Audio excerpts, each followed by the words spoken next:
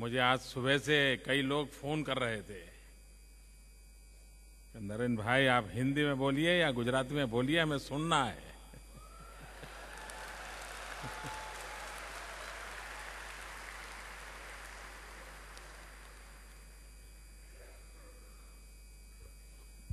और आखिरकार जनता की आवाज को सुनना ये नेता का जिम्मा होता है।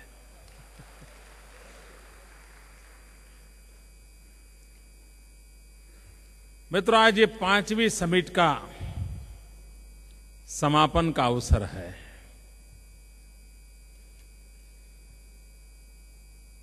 इसके साथ साथ ये अवसर 2013 के लिए 12 जनवरी का निमंत्रण देने का भी अवसर है।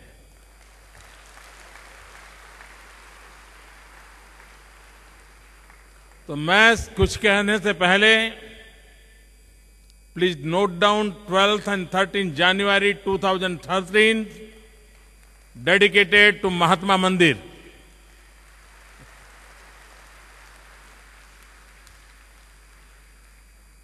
This is kind invitation from the Gujarat. –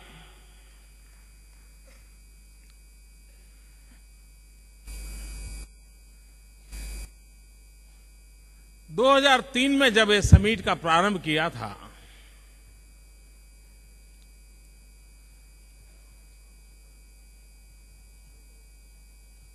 तब हमने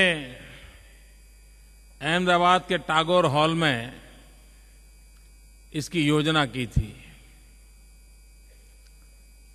और बड़ी शंकाओं का माहौल था, आशंकाएं पैदा की जाती थी, आलोचना भी होती थी।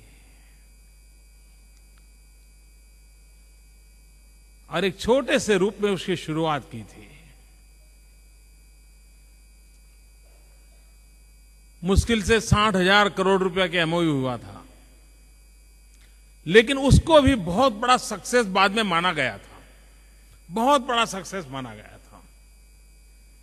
मित्रों, आज 2003 की वो समिट और आज 2011 में अन्य राज्य के लोगों ने अपने राज्य में इन्वेस्टमेंट के लिए यहां जो समझौते किए हैं, उसको भी मैं उस 60,000 की बराबरी का देखता हूं।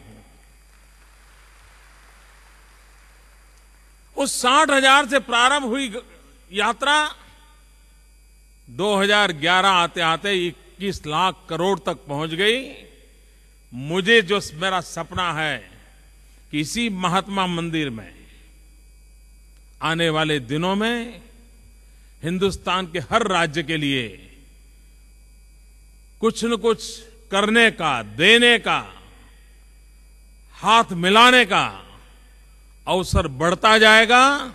और ये सच्चे अर्थ में महात्मा मंदिर, महात्मा जी ने जिंदा रहते हुए हमें स्वराज्य दिया था। महात्मा मंदिर हिंदुस्तान को सशक्त बनाएगा, शक्तिशाली बनाएगा, आर्थिक रूप से संपन्न बनाने का एक मंदिर बनेगा, ये मेरा पूरा विश्वास है। मैंने अगर 2010 में किसी को कहा होता कि हम ऐसा महात्मा मंदिर में इस प्रकार का काम करने जा रहे हैं, तो शायद इस महात्मा मंदिर के जन्म से पहले ही मुझे नोच लिया गया होता कि ये क्या मोदी मूर्ख बनाता है, ये कोई संभव है क्या? ये सब मोदी लोगों को दिन में तारे दिखाता है। और इसलिए मैं मौन रहा था, लेकिन मन में सपना तय था कि इस बार वाइब्रेंट समिट में महात्मा मंदिर में करूंगा। और भाइयों बहनों, आप जानते हैं, आपके घर के अंदर बाथरूम का एक टाइल्स बदलना हो, बीबी ने आपको 25 बार कहा हो, आपने कड़िया नाका पर जाकर के 10 लोगों को बात कही हो, आपको टाइल बदलते बदलते 2 साल लग जाते हैं। ये जीवन की सच्चाई है। और आज भाइयों बहनों 182 दिन में इतने बड़े सभागृह के अंदर आप गुजरात की शान शौकत बढ़ाने का अवसर में हिस्सा ले रहे हैं।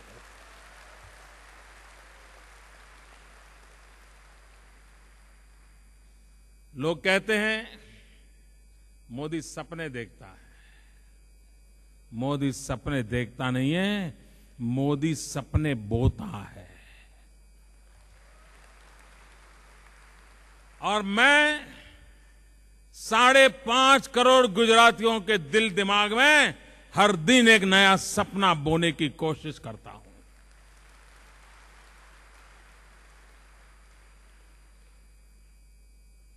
अगर वो मेरे गुजरात के 5.5 करोड़ नागरिक के 5.5 करोड़ सपने साकार हो जाएं, तो मुझे दुनिया में किसी चीज की जरूरत नहीं पड़ेगी।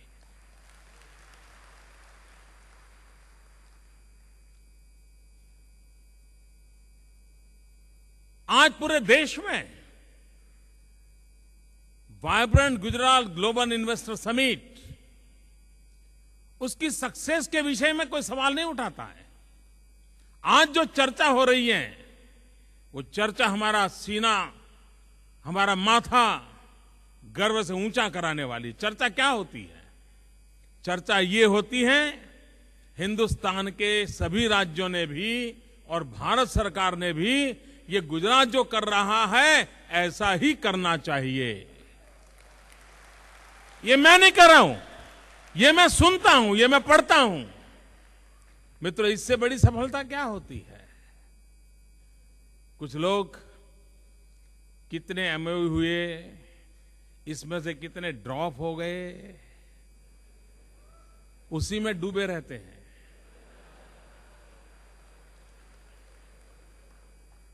मैं मेरे गुजरात की चिंता करने वाले महाशयों से कहना चाहता हूं,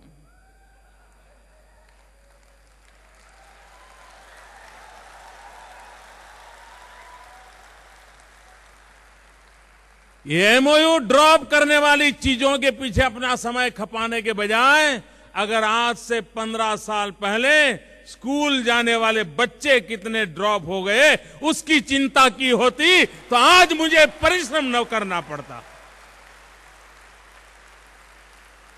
आज मुझे इतनी मेहनत नहीं करनी पड़ती।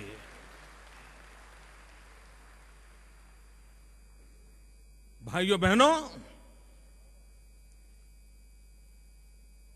हम विकास की नई नई ऊंचाइयों को छूना चाहते हैं।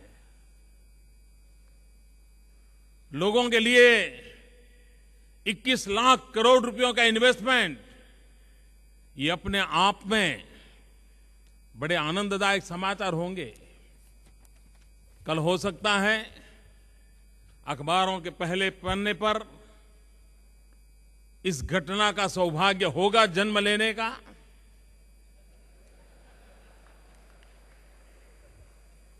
मित्रों, मैं 2011 की समिट में जो विशेषताएं, जैसे पहले हम समिट करते थे तो शमियाने में करते थे, पंडाल बनाते करते थे, आज इतने बड़े भव्य भवन में कर रहे हैं। उसी प्रकार से 2011 की समिट की एक बड़ी महत्वपूर्ण विशेषता है, और विशेषता यह है कि इस पूरी समिट को मीडिया ने पॉजिटिव रूप से पब्लिश किया है, पूरी समिट को।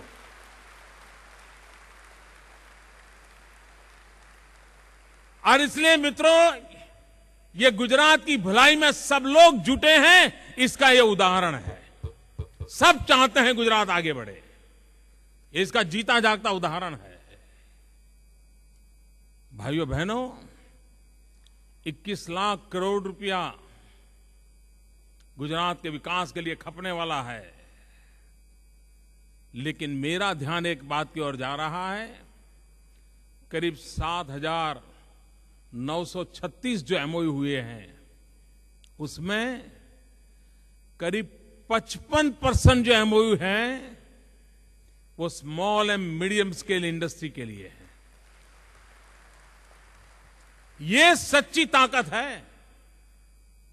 उसी प्रकार से जो इसके पूर्व किसी भी समिट में इतना प्रभावी ढंग से नहीं हुआ, एक प्रकार से ये समिट पूरी तरह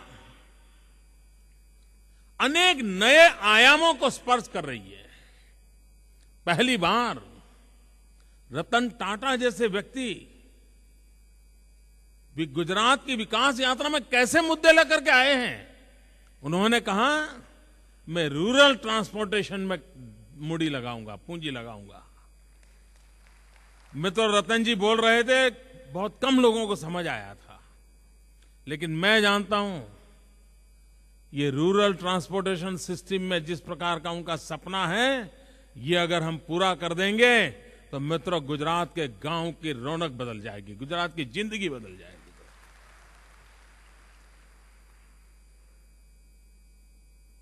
मित्रों, हमने नॉलेज के लिए इस इवेंट को प्लेटफॉर्म बनाया था और उसके पीछे हमारी मकसद थी नई पीढ़ी नॉलेज, टेक्नोलॉजी, इंफॉर्मेशन टेक्नोलॉजी, दुनिया में चल रहे नए मैनेजमेंट की दुनिया, ग्लोबल इकोनॉमी के रूल्स एंड रेगुलेशंस, अगर हमारे गुजरात की नई पीढ़ी इन चीजों से परिचित नहीं होगी तो इस बदलती हुई दुनिया को वो कोप अप नहीं कर सकती। हम एक ऐसी पीढ़ी तैयार करना चाहते हैं और आज वो जमाना नहीं है कि उद्योगकार का बेटा ही उद्योगकार होगा। गरीब का बेटा भी मौका मिल जाए, मेहनत करे तो बहुत बड़ा बन सकता है। उसको ट्रेनिंग होनी चाहिए, उसको नॉलेज मिलना चाहिए, उसको अवसर मिलना चाहिए और उसके घर के पास होना चाहिए। वो यहां से कनाडा जाए, ऑस्ट्रेलिया जाए, अमेरिका जाए और पढ़ाई करके आए, उसके लिए सौभाग्य सबका नहीं होता है। उसको डोर स्टेप पर चीजें मिलनी चाहिए और इसलिए हमारी कोशिश ये थी। और आज इस बार समिट में 400 से अधिक जो एमओयू साइन हुए हैं और मेरे लिए वो सबसे बड़ी महत्वपूर्ण घटना है। महत्वपूर्ण इसलिए घटना है कि हमारी युवा पीढ़ी के भविष्य के बीज बोने का काम इस एमओयू के अंदर रहा है। उसी प्रकार से जैसे ये युवकों की भलाई के लिए एमओयू हो रहे हैं, आने कि जब मैं अपनी आंखों के सामने देख रहा हूं कि मेरे गुजरात की 15 लाख माताएं आर्थिक रूप से संपन्न हो जाएगी, 15 लाख गरीब परिवारों में विकास का सूर्योदय होगा, ये सब मैं अपने आंख के सामने देखता हूं तो फिर थकान का नामो निशान नहीं होता है दोस्तों। संतोष होता है, आनंद होता है और उस आनंद की अनुभूति, उस संतोष की अनुभूति नए काम करने की प्रेरणा बन जाती है, नए सपने बोने का सामर्थ्य देती है और उसी के माध्यम से विकास की यात्रा को हम तेज गति से आगे बढ़ा रहे हैं। भाइयों बहनों, इस समिट में अनेक ऐसे क्षेत्रों में गुजरात अपने कदम रख रहा है जिसमें नॉलेज की चर्चा हो, रूरल डेवलपमेंट की चर्चा हो, सर्वाधिक पूंजी निवेश इंफ्रास्ट्रक्चर में आया है। किसान के खेत तक पानी ले जाने के लिए इंफ्रास्ट्रक्चर चाहिए, किसान को जो पैदा करता है वो मार्केट में जाने के लिए इंफ्रास्ट्रक्चर चाहिए। वो इंफ्रास्ट्रक्चर जो गरीब से गरीब व्यक्ति के जीवन में आर्थिक गतिविधि का एक कारण बन जाए, उस प्रकार के माइक्रो लेवल के अपग्रेडेशन के, माइक्रो लेवल के डेवलपमेंट के नए क्षितिज का शुभारंभ हो रहा है।